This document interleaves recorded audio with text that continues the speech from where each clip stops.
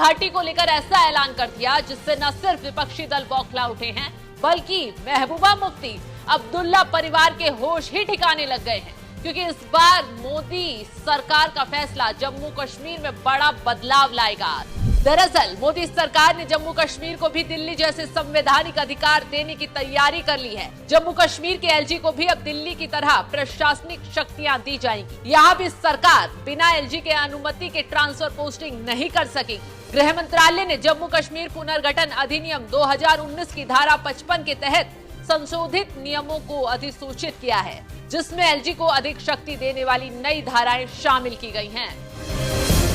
यानी कि अब जम्मू कश्मीर में नई सरकार का गठन होगा तो मुख्यमंत्री अकेले राज्य को लेकर कोई फैसला नहीं कर पाएंगे, क्योंकि विभागों पर सीधा एलजी का कंट्रोल होगा, जैसे कि ट्रांसफर पोस्टिंग और लैंड विभाग। तो इन सभी कामों में बदलाव के लिए या फिर कोई नए प्रस्ताव के लिए एलजी की अनुमति जरूरी होगी।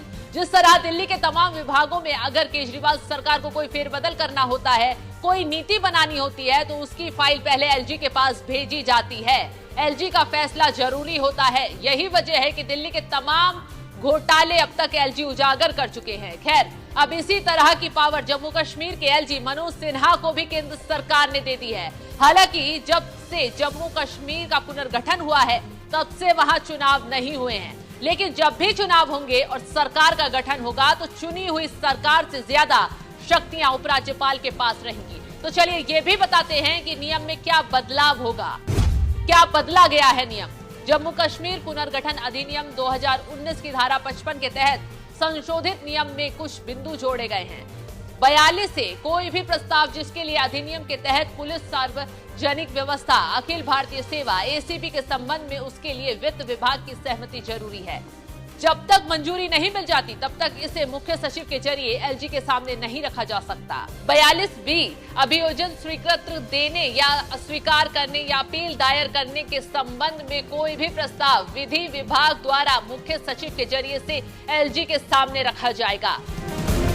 तो जैसे ही जम्मू कश्मीर को लेकर एलजी की पावर को लेकर मोदी सरकार ने ऐलान किया, वैसे ही महबूबा मुफ्ती हो या अब्दुल्ला परिवार सब बौखला उठे। उमर अब्दुल्ला ने तो मोदी सरकार पर सवाल ही उठा दिए। तुरंत कसते हुए कहा, एक और संकेत है कि जम्मू कश्मीर में चुनाव नजदीक है। यही कारण है कि जम्मू कश्मीर के लिए पूर्ण अविभाजित राज्य का दर्जा बहाल करने के लिए समय सीमा निर्धारित करने की दृढ़ प्रतिबद्धता इन चुनावों के लिए एक शर्त है। जम्मू कश्मीर के लोग शक्तिहीन रबर स्टैंप सीएम से बेहतर के हकदार हैं, जिन्हें अपने चपरासी की नियुक्ति के लिए एलजी से भीख मांगनी पड़ेगी। तो जम्मू कश्मीर में मोदी सरकार ने जितने भी बदलाव किए हैं, जनता खुश है, क्योंकि बेड़ियों से आजादी मिल गई, उस प्रताड़ना से आजादी मिल गई जिसे उनकी पीढ़ियां झेलती आ रही थी। जम्मू कश्मीर के बदलाव से जनता को बिल्कुल भी दिक्कत नहीं है, लेकिन दिक्कत इन राजनेताओं को हो रही है, क्योंकि मोदी सरकार के सख्त फैसलों से इनकी राजनीतिक दुकान जो बंद हो गई है।